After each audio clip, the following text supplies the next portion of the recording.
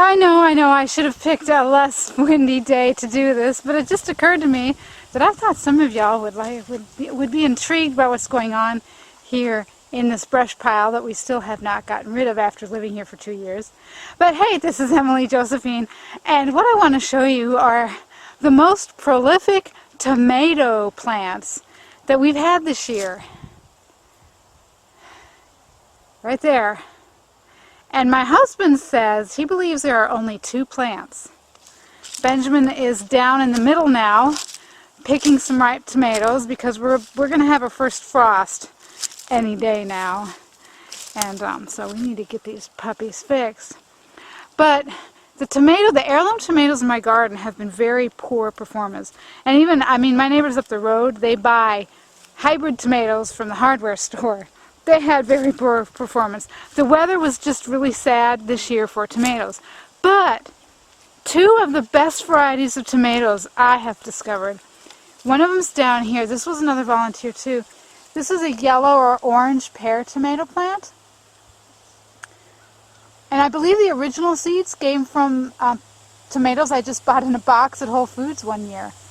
And we just keep, you know, the plant comes and the seed falls, and how these seeds ended up in the brush pile is, I'm not sure. I could guess, but anyway, I know it's kind of strange they're way out here. But I want you to look at this. Benjamin, can you poke your head up so people can get an idea of how big these vines have become? So there's Benjamin, and look. There's a pit down here. Yeah, there's a pit there in the brush pile, but he's basically standing among branches. But all this greenery you see here, this is like 2, I should say, these are 2 count them, 2 cherry tomato vines. They have not been pruned. My husband did water them once or twice a week during our drought this summer, so they wouldn't die, because they were producing even during the drought. But I mean, tons of tomatoes. We pretty much haven't eaten tomatoes from any of the plants in the garden because they did so poorly. But I mean, just look at all the fruit on here. And this isn't nearly what there was even a couple, I mean, yeah, I think there were more tomatoes a couple of months ago.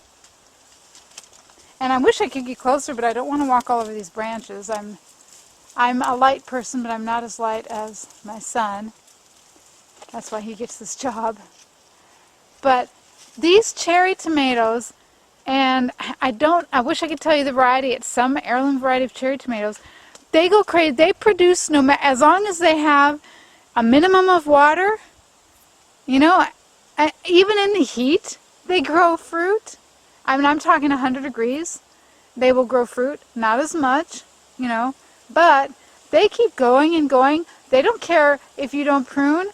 Like I said, this is all like 2 plants, not been pruned, going nuts, but still producing heavily.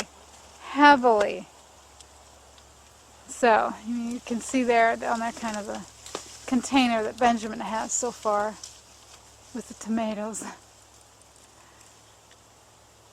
So, homesteading tip for you today.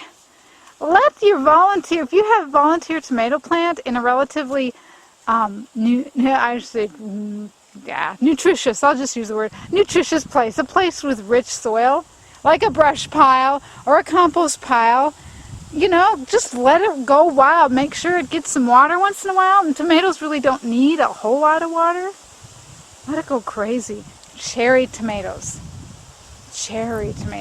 Very prolific. Well, thanks for watching. If you've enjoyed this, go ahead and give me a thumbs up and subscribe for all sorts of more tips on homesteading and simple living and just fun videos about our life here out in the middle of nowhere, southeast Oklahoma. Do you want to pop out your head and say bye-bye, Benjamin? Bye-bye!